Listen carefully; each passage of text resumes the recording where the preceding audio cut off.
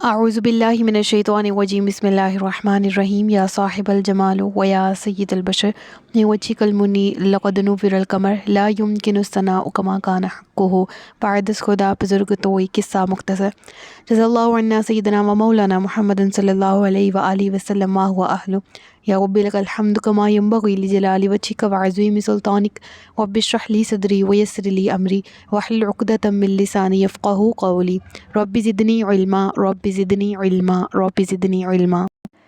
अस्सलामु अलैकुम वरहमतुल्लाहि वबरकातुहू। मैं हाफ़िज़ा इफ़रा जावेद इस्लाम आप सबसे मुखातिब हूँ अपने यूट्यूब चैनल इन्फिनिट इस्लाम में। आप सबको खुशामदीद कहती हूँ। उम्मीद करती हूँ आप सब खैरियत से होंगे, ज़िंदगी पुरसकून पुरइत्मीनान और ईमान बिलखैर गुज़र रही होगी। पारा नंबर 18 सूरतुल मुमिनून उर्दू तर्जमा और तफसीर, इसकी आयत नंबर 50 तक हम गुज़िश्ता असबाक में पढ़ चुके हैं। आज के सबक में आयत नंबर 51 से बाकायदा आगाज़ किया जा रहा है, जिसमें अल्लाह रब्बुल इज़्ज़त इरशाद फरमाता है, या अय्युहर रुसुलु कुलू मिन तय्यिबाति वअमलू सालिहा इन्नी बिमा तामलूना अलीम। तर्जुमा है, ए रसूलो पाकीज़ा चीज़ें खाओ और अच्छा काम करो, बेशक मैं तुम्हारे कामों को जानता हूँ। सबसे पहले कि इस आयत में जब खिताब किया गया तो या अय्युहर रुसुलु के सीगे के साथ, यानी तमाम अम्बिया का, तमाम रसूलों का ज़िक्र किया गया। फिर उसके फ़ौरी बाद ही जो हुक्म दिया गया वो क्या, कुलू मिन तय्यिबाति वअमलू सालिहा। इसकी तफसीर की तरफ भी चलते हैं, और ये भी कि यहाँ पर कुल्ली रसूल मुराद इसलिए हैं क्योंकि अगली आयत नंबर 52 में इन्ना हाज़िही उम्मतुकुम उम्मतन वाहिदा, उसके साथ इस आयत की तफसीर मिल रही है, लुग़वी एतबार से भी, यानी अगर लुग़वी माने देखे जाएँ उस एतबार से भी और तफसीर के एतबार से भी। यानी हर उम्मत में हर नबी को ये हुक्म हुआ कि उम्मत को ये अल्लाह रब्बुल आलमीन का मैसेज दें कि हलाल और पकीज़ा रिज़्क़ खाओ, वो रिज़्क़ जो कि अल्लाह ने तुम्हारे लिए हलाल किया। देखिए हर उम्मत में अहकामात अकायद जो हैं वो बिल्कुल बेसिक वही हैं जो शुरू से, जो उम्मत मोहम्मदी उसमें भी वही अकायद हैं जो शुरू से चलते आ रहे हैं। यानी रब्बुल आलमीन ने जो अहकामात अपने रसूलों को देकर भेजा, मबऊस फरमाया, और रसूलों ने जो अहकामात की प्रीचिंग की वो शुरू से लेकर अज़ल से अब तक वही हैं और रहेंगे। हाँ, फिर वो ये अहकामात तब्दील हुए, ठीक है। जैसे कि अभी मैं आपको व इन्ना हाज़िही उम्मतुकुम उम्मतन वाहिदा की आयत की जो तफसीर है उस पर लेके चलती हूँ, और फिर इस आयत में जो मफ़हूम है उसकी तरफ आएंगे। रब्बुल आलमीन ने फरमाया, बेशक ये तुम्हारा दीन एक दीन है, यानी दीन इस्लाम हमें उम्मत वाहिद कुरान करीम में कहकर ख़िताब किया गया। क्या अलगर्ज़ किताबें मुख्तलिफ़ रहीं, रसूल मुख्तलिफ़ नाजिल हुए, सहीफ़े नाजिल हुए, लेकिन पैगामात उनमें एक थे, और उन पैगामात को जिस अल्लाह रब्बुल आलमीन की तरफ से पहुँचाया जा रहा था वो रब की ज़ात वहदहू ला शरीक है। हमेशा से पैगाम तौहीद हर नबी लेकर आया और इसी की उसने तबलीग की। हाँ, फिर वही अहकामात जो हैं वो चेंज होते रहे हर उम्मत के एतबार से, हर उम्मत के लिहाज से। यानी जो उसूली अकायद हैं उसमें किसी किस्म का इख्तलाफ नहीं, इस एतबार से सब मुत्तफ़िक हैं। हम शुरू से बाबा आदम से लेकर नबी पाक सल्लल्लाहु अलैहि वसल्लम तक, उनके मबूस होने तक अकायद में तमाम के तमाम बिल्कुल सेम है, बिला किसी भी किस्म के इख्तलाफ के। अलबत्ता तमाम रसूलों की शरीयतों में फ़िरोई अहकामात और इबादत के तरीक़ों में जो इख्तलाफ है, इसे दीन में इख्तलाफ नहीं कहा जा सकता। दीन वही है, फ़िरोई अहकामात इबादत के तरीक़े मुख्तलिफ़ हैं, और हर नबी को मुख्तलिफ़ कुछ चीज़ें एक शरीयत में हलाल थी, दूसरी पर मना कर दी गई। कुछ शरीयतें पहली उम्मतों पर जायज़ थी, हम पर हराम की गई, और कुछ पहली शरीयतों में मना थी, हमें जायज़ करार दी गई। जैसे कि माल गनीमत हमारी उम्मत के लिए, नबी पाक सल्लल्लाहु अलैहि वसल्लम के लिए इसको हलाल करार दिया गया, पहले अम्बिया पर ये हलाल नहीं था, ठीक है। तो बहरहाल इस आयत की तफसीर से आप समझ सकते हैं पिछली आयत की, यानी आयत नंबर अगर हम 52 को पहले पढ़ें और फिर 51 तक जाएं तो फिर ये चीज़ जो है वो समझना आसान होगी। 52 में रब्बुल आलमीन फरमा रहे, बेशक ये तुम्हारा दीन एक ही दीन है, और व आना, और मैं रब्बुकुम तुम्हारा रब हूँ, फत्तकून तो मुझसे डरो। अब अगर आयत नंबर 51 को देखें तो इसमें क्या है, या अय्युहर रसूल, तमाम अम्बिया से खिताब किया गया। ये मैंने इसको शफल इसलिए किया है ताकि तफसीरी एतबार से समझने में आसानी हो, ठीक है। बाकी अब देखें यहाँ पर है, या अय्युहर रसूल, ए तमाम पैगम्बरों, کلو من طیبات، حلال رزق کھاؤ. یعنی اس سے ہمیں یہ معلوم ہوتا ہے کہ ہر شریعت میں باؤنڈریز تھیں، موجود رہی ہیں، اور ہر شریعت کے جو اس دور کے اس نبی کے پیروکار ہیں وہ اس باؤنڈری کے اندر رہنے کے مجاز تھے، اور ہر شریعت میں پاکیزہ اور حلال چیزوں کو ہی ایڈوپٹ کرنے کا، ان کو کھانے کا، ان کو اختیار کرنے کا حکم دیا گیا. ہم نبی پاک صلی اللہ علیہ وآلہ وسلم کی حدیث دیکھ لیتے ہیں، ہماری بحیثیت امت کیا ذمہ داریاں ہیں. آقا علیہ الصلوۃ والسلام فرماتے ہیں جو شخص پاکیزہ یعنی حلال چیز کھائے اور سنت کے مطابق عمل کرے اور لوگ اس کے شر سے محفوظ رہیں تو وہ جنت میں داخل ہوگا. یعنی جنت کی پیورٹی گارنٹیڈ ہے. یعنی رب العالمین کیا فرما رہا ہے؟ اللہ کے نبی فرما رہے ہیں کہ جو شخص اپنے شر سے دوسروں کو محفوظ رکھے، یعنی کسی کے لیے تکلیف باعث اذیت نہ ہو، اور وہ حلال رزق کھانے والا ہو، دوسروں کو بھی حلال رزق پرووائڈ کرنے والا، کھلانے والا، اگر فیملی کا سربراہ ہے تو حلال کمانے والا ہو، سنت کے مطابق اپنی زندگی کو بسر کرنے والا ہو، تو جنت میں داخل ہوگا شورٹی کے ساتھ، یعنی ان عوامل کو اختیار کرتے ہو. اب یہاں پر جو چیز سیکھنے والی ہے نا وہ یہ ہے کہ ایک دن نبی پاک صلی اللہ علیہ وآلہ وسلم نے فرمایا، اے لوگو، اللہ پاک ہے اور پاکیزہ چیز کو ہی پسند فرماتا ہے، اور اللہ تعالیٰ نے مومنین کو اس بات کا حکم دیا ہے کہ جس کا حکم اس نے اپنے رسولوں کو دیا تھا. یعنی اس آیت میں نا یا ایھا الرسول، پھر آپ نے یہ آیت تلاوت فرمائی، یا ایھا الذین آمنوا کلوا من طیبات ما رزقناکم. یعنی رب العالمین کے محبوب نے قرآن کریم کی ہی ورسز کوٹ کی، گو کہ یہاں پر جو حکم دیا جا رہا ہے پیغمبروں کو تو کلی طور پر ان کی امتوں کو بھی یہ حکم ہے. اور جب آپ نے یہ آیت کی یا ایھا الذین آمنوا کلوا من طیبات ما رزقناکم، اے ایمان والو پاکیزہ طیب چیزیں کھاؤ جو ہم نے تمہیں عطا فرمائی. اور پھر آقا علیہ الصلوۃ والسلام نے جو ارشاد فرمایا نا وہ ہمارے لیے کافی ہے کہ ہمارے پاس بہت آرگیومنٹس، بہت کویشچنز ہیں، بہت کنفیوژنز ہیں کہ ہم دعائیں کرتے ہیں قبول نہیں ہوتی. تو اس حدیث کے اس حصے میں ہم اگر اپنے آپ کو، اپنے اعمال پر غور کریں تو ہم بس دیکھتے ہیں کہ کہاں سے آ رہا ہے. چیز مفت کی ہونی چاہیے یا چیز بغیر محنت کے آنی چاہیے، چیز زیادہ آنی چاہیے، اور ہم یہ نہیں غور کرتے سم ٹائمز کہ وہ اٹس سیلف حلال اور پاکیزہ، یا وہ حلال اور پاکیزہ طریقے سے بنائی گئی ہے، یا وہ حاصل کی گئی ہے، یا وہ کمائی پاکیزہ تھی جس سے یہ آئی ہے ہمارے سامنے. ہمارا کنسنٹریشن کس چیز پہ ہوتی ہے؟ کھانا ہے یا لگانا ہے یا استعمال کرنا ہے. سمجھ آ رہی ہے نا؟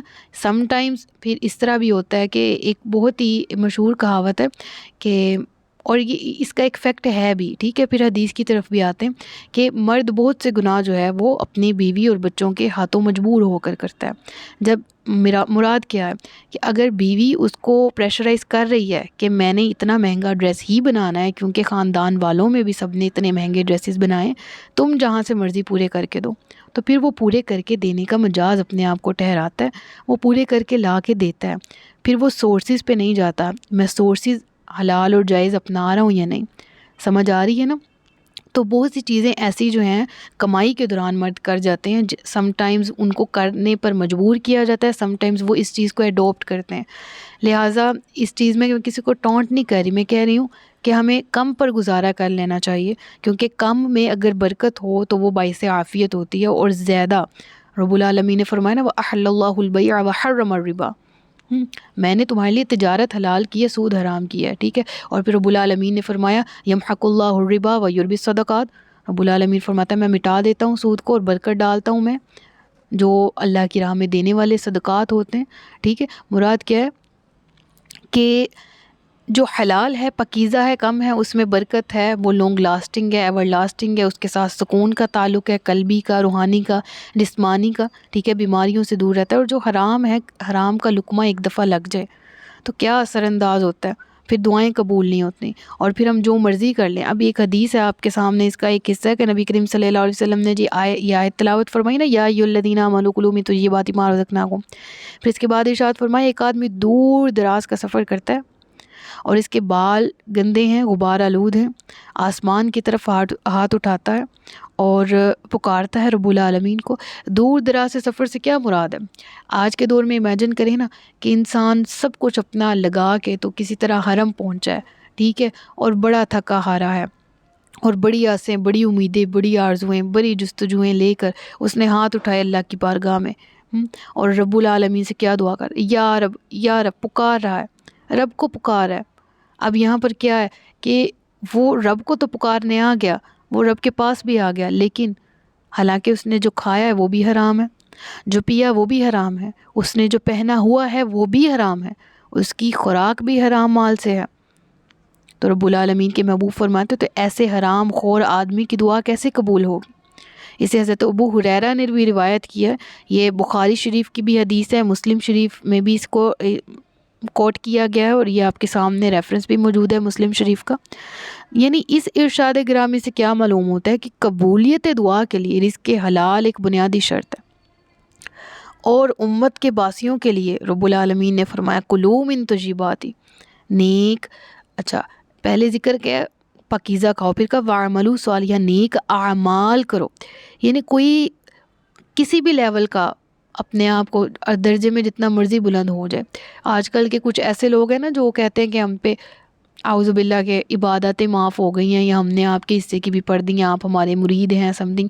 اس کی وجہ سے اصل جو ایک مرشد کا اور ایک اس کے مرید کا ایک تعلق ہے وہ کس طرح سے ڈیمیج ہو رہا ہے، یعنی اس کو بھی بدنام کیا جا رہا ہے اس سینس میں، جو کہ جھوٹے لوگ ہیں جنہوں نے اس کو پیشہ بنا رکھا ہے، اور وہ کہتے ہیں کہ میں نے اپنی عبادتیں بھی معاف کر لی، میں تقویٰ کے اس لیول پر ہوں، اور اگر آپ میرے مریدین ہیں تو میں آپ کی بھی معاف کروا چکا ہوں، آپ کو بھی عبادتیں کرنے کی ضرورت نہیں۔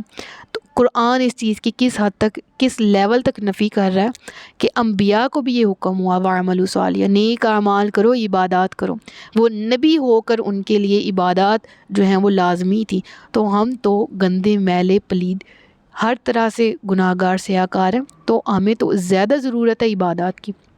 انی بما تعملون علیم، میں تمہارے اعمال کو دیکھ رہا ہوں۔ اگلی آیت کی ہم نے تفسیر پڑھ لی ہے کہ یہ تمہارا دین ہے اور یہ ایک ہی دین ہے، اور میں تم سب کا پروردگار ہوں، تو مجھ سے ڈرو۔ اب اس کے بعد ارشاد ہوا تو ان کی امتوں نے اپنے دین کو آپس میں ٹکڑے ٹکڑے کر لیا، اور ہر گروہ اس پر خوش ہے جو اس کے پاس ہے، تو تم انہیں ایک مدت تک ان کی گمراہی میں چھوڑ دو۔ کیا یہ خیال کر رہے ہیں کہ جو ہم مال اور بیٹوں کے ساتھ ان کی مدد کر رہے ہیں تو یہ ہم ان کے لیے بھلائیوں میں جلدی کر رہے ہیں؟ بلکہ انہیں خبر نہیں۔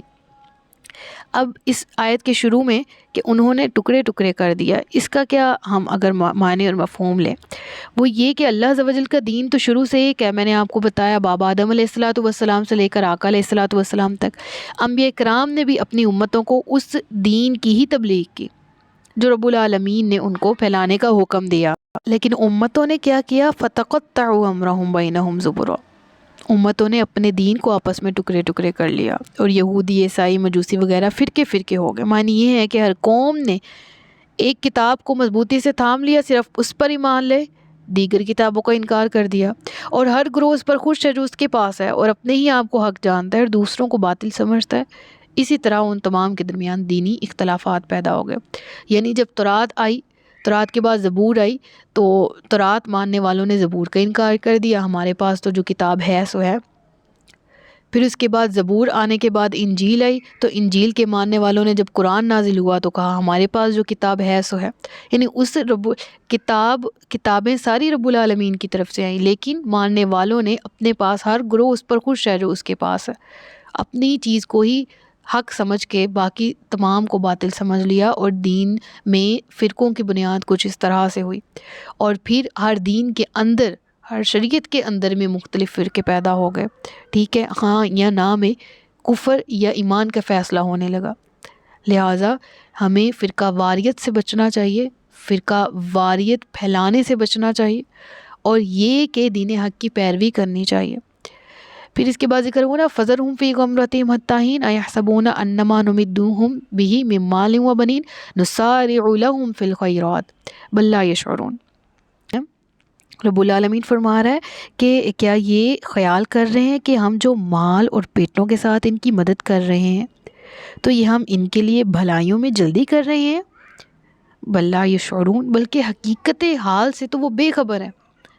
یعنی دنیا کو سم ٹائمز میرے جیسے کم عقلوں کو یوں لگ رہا ہوتا ہے کہ ان کے لیے بھلائیوں میں ان کی مزید مدد کی جا رہی ہے، گناہ پر ہوتے ہوئے بھی ان کو بھلائیاں مل رہی ہیں، دنیاوی اعتبار سے بھی، دینی اعتبار سے بھی، لیکن اللہ کی حکمت ہے وہی جانتا ہے۔ ہمارے سوالات کے جوابات رب العالمین قرآن میں ہمیں پرووائڈ کر دیتا ہے، ایک بہترین مرشد کی فارم میں ہمیں ایک سربراہ دے دیتا ہے، استاد دے دیتا ہے جو ہماری کنفیوژنز دور کرتا ہے۔ اہل علم وفوق کل ذی علم علیم، ہر علم والے کے اوپر ایک علم ہے، لیکن اس کے ساتھ ساتھ یہ بھی کہ اس کی حکمتیں ہم سے پوشیدہ ہیں، وہ جانتا ہے وہ جو کر رہا ہے۔ ہمیں کویشچننگ کرنے کی نہ جرأت نہ جسارت کرنی چاہیے۔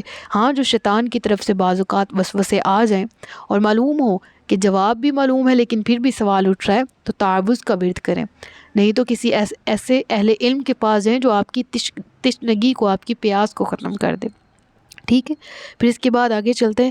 ان الذین ہم، بے شک وہ لوگ جو من خشیت ربہم مشفقون، اپنے رب سے خوف زدہ ہیں، اور وہ جو اپنے رب کی آیتوں پر ایمان لاتے ہیں، اور وہ جو اپنے رب کے ساتھ کسی کو شریک نہیں کرتے، اور وہ جنہوں نے جو کچھ دیا وہ اس حال میں دیتے ہیں کہ ان کے دل اس بات سے ڈر رہے ہیں کہ وہ اپنے رب کی طرف لوٹنے والے ہیں۔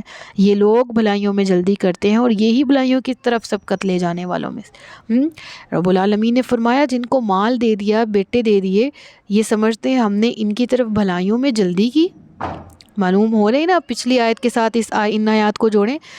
حقیقی بھلائی کیا ہے؟ وہ لوگ جو اپنے رب سے ڈرتے ہیں، وہ لوگ جو اپنے رب کی آیات پر ایمان لاتے ہیں، اس کے ساتھ کسی کو شریک نہیں ٹھہراتے، وہ لوگ جو زکوٰۃ دیتے ہیں، نماز پڑھتے ہیں، اور ان کے دل پھر بھی اس حالت میں ڈرتے ہیں کہ ہمارا دیا ہوا اللہ رد نہ فرما دے، اس کی بارگاہ میں قبول ہو۔ اولئک یسارعون فی الخیرات وہم لہا سابقون، رب العالمین فرماتا ہے یہی وہ لوگ ہیں جو نیکی اور بھلائی کی طرف جلدی کرتے ہیں، تو پھر ان کی ساتھ بھی بھلائی کا معاملہ ہی کیا جاتا ہے۔